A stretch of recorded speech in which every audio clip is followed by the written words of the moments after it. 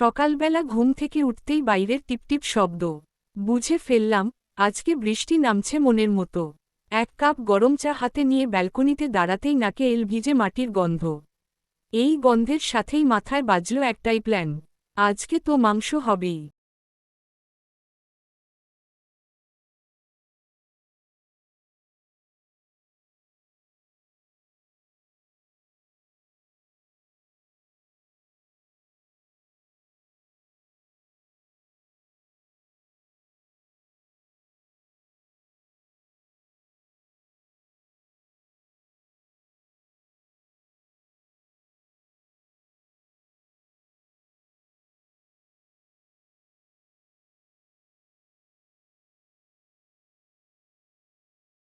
মা কে বললাম, মা আজ মাংস করো না?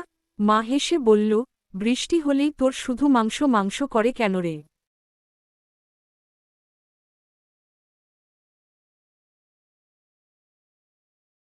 তারপর শুরু হলো বাজারের প্রস্তুতি।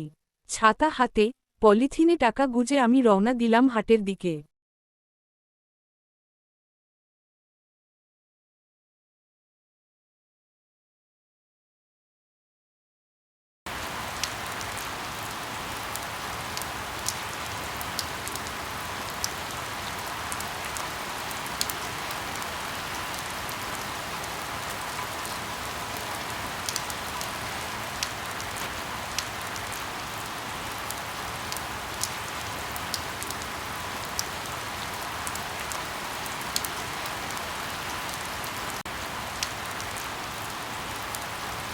কাঁচা বাজারে দাঁড়িয়ে মাংসওয়ালাকে বললাম, ভাই আজ টাটকা মুরগি দাও, একটু হাড্ডি বেশি, ঝোল দিতে হবে।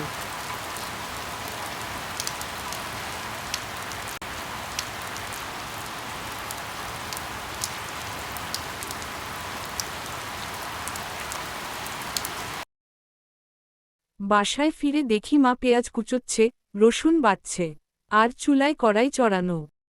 একটা সময় গোটা বাসা লবঙ্গ গরম মশলা তেল দিয়ে ভাজা পেঁয়াজের গন্ধে মাতোয়ারা।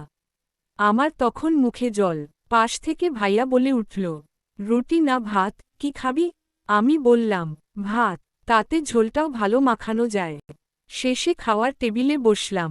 বাইরে এখনো বৃষ্টি পড়ছে, আর ভেতরে গরম ভাত আর মুরগির ঝোল।